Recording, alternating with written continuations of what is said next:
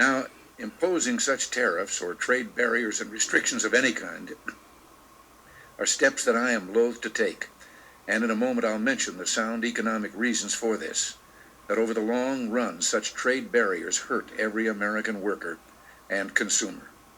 But the Japanese semiconductors were a special case. We had clear evidence that Japanese companies were engaging in unfair our trading partners to live up to their agreements. As I've often said, our commitment to free trading partners to live up to their agreements. As I've often said, our commitment to free trade is also a commitment to fair trade. But you know, in imposing these tariffs, we were just trying to deal with a particular problem, not begin a trade war.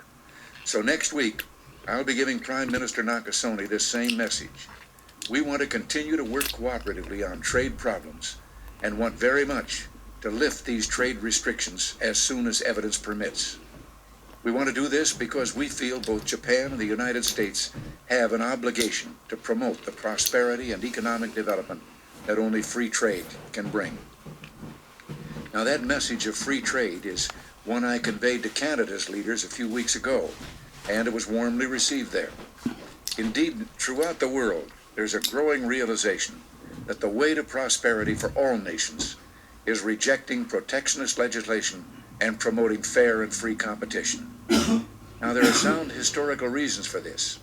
For those of us who lived through the Great Depression, the memory of the suffering it caused is deep and searing.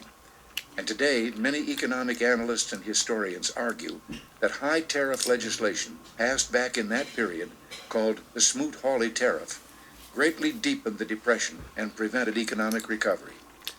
You see, at first, when someone says, let's impose tariffs on foreign imports, it looks like they're doing the patriotic thing by protecting American products and jobs.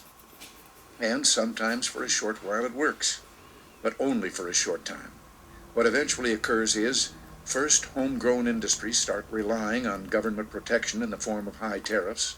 They stop competing and stop making the innovative management and technological changes they need to succeed in world markets. And then, while all this is going on, something even worse occurs.